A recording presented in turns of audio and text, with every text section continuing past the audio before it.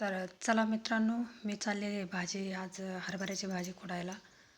तर तुम्ही भाजी वाळलेली किंवा हरभऱ्याच्या भाजीचा गोलाना खाल्लेला आहे की नाही काय माहिती नाही, पण मला कमेंट्स करून नक्की सांगा. तर मी आज विनाकारण काही बडबड करणार नाही. तर मी आज तुम्हाला खूप भारी आणि एक महत्त्वाची गोष्ट सांगणार आहे, तर ऐका. तर मित्रांनो, एक राजा होता. त्याला 4 बायका होत्या. तर पहिली जी असते तिला राजा इतका जीव लावायचा, म्हणजे नको काय पाहिजे ते सगळं करायचा आणि तिच्याकडंच पाहत राहायचा आणि तिला म्हणजे खूप जीव लावायचा. तर जी दुसरी होती तर तिला तर इतका जीवापड जपायचा, म्हणजे स्पेशल एक तिच्यासाठी एक रूम तयार असायची. तो तिला इतकं संरक्षण द्यायचा की माझ्यापासून हिला अजिबात दूर नाही कुणी केलं पाहिजे किंवा कुणी माझ्यापासून हिला अजिबात हे नाही झालं पाहिजे. तर तिला तर खूप जीव लावायचा.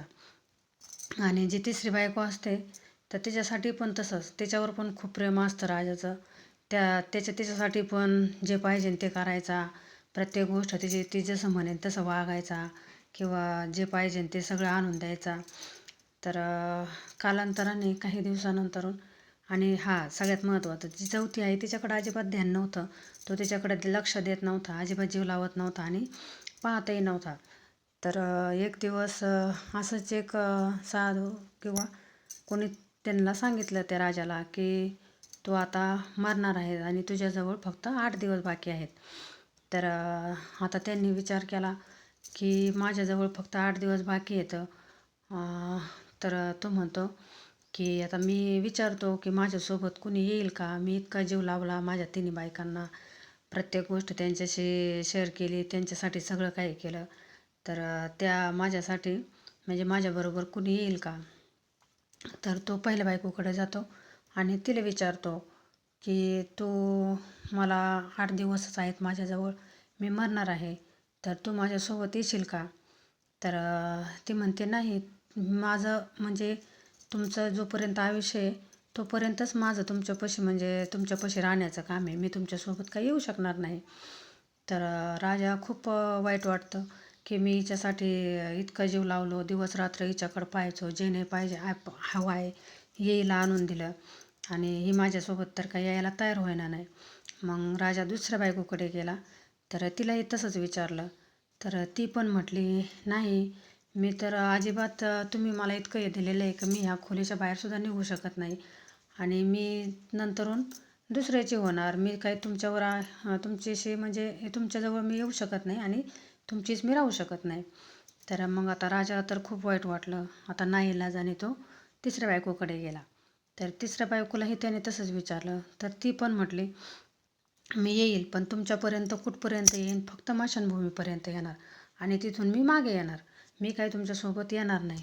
तर राजाला खूप वाईट वाटलं की मी एवढं तिघींना इतका जीव लावला, सगळं काही दिलं, तरीही माझ्यासोबत यायला तयार नाहीत. आणि मग राजाला चौथ्या बायकोचं लक्षात आलं. तर तो म्हटला आता मी तर तिच्याकडं कधी पाहिलं नाही किंवा तिचा कधी विचार केला नाही, ती तर काय येणार माझ्यासोबत. पण तरी पण त्याला वाटलं की चला आपण एकदा विचारून पाहूया हिला. तर राजा गेला चौथ्या बायकोकडे. तर राजा बायकोनेही तिला असं असं विचारलं की मी 8 दिवस जगणार आहे आणि तू माझ्यासोबत येशील का? तर तिचं असं म्हणणं आलं का मी तुमच्यासोबत येणार, कारण मला तुमच्यासोबत यावंच लागेल. तर राजा आश्चर्यचकित झाला का मी हिला कधी जीव लावला नाही, हिच्यासोबत कधी बोललो नाही किंवा हिला मी कधी पाहिलं नाही, तरीही माझ्यासोबत यायला तयार झाली.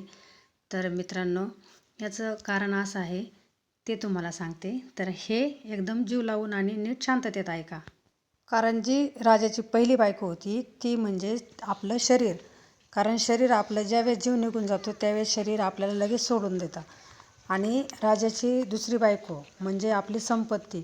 आपण संपत्ती काही नेऊ शकत नाही आपल्यासोबत आणि आपण किती प्रयत्न केला तरी पण ती इथे ठेवूनच जावं लागते. आणि तिसरी बायको म्हणजे आपले नातेवाईक, बायको, मुलं, लेकरं सगळे. तर ते सुद्धा आपल्याला स्मशानभूमीपर्यंतच येतात आणि स्मशानभूमीच्या नंतरून ते आपल्याला सोडून मागे येतात. आणि सगळ्यात महत्त्वाचं चौथी बायको म्हणजे आपले ते कर्म. आपण ज्यांच्याकडे अजिबात लक्ष देत नाहीत, आपण काय करतो, आपण कसं वागतो, आपण लोकांशी किती वाईट कृत्य करतो किंवा आपण कसं हे करतो. आणि सगळ्यात महत्त्वाचं आपल्यासोबत जे जाणार आहेत ते म्हणजे फक्त कर्म आणि आपण त्याच्याकडे दुर्लक्ष करतो. त्यामुळे मित्रांनो, आपले कर्म चांगले ठेवा, आपली नीतिमत्ता चांगली ठेवा, तीच आपल्यासोबत जाणार आहे. बरोबर आहे की नाही? आणि तुम्हाला गोष्ट जर आवडली असली तर माझ्या व्हिडिओला लाईक, कमेंट आणि शेअर करायला विसरू नका. तर आणि सगळ्यात महत्त्वाचं, त्यामुळेच मी सांगते, जो कर्म चांगले करेल तोच म्हणजे कर्माचे फळ भेटल्याशिवाय राहत नाही, यालाच म्हणतात. त्याच्यामुळे कधीही समाजात राहताना, वागताना आपले कर्म चांगले ठेवा. तर बाय मित्रांनो.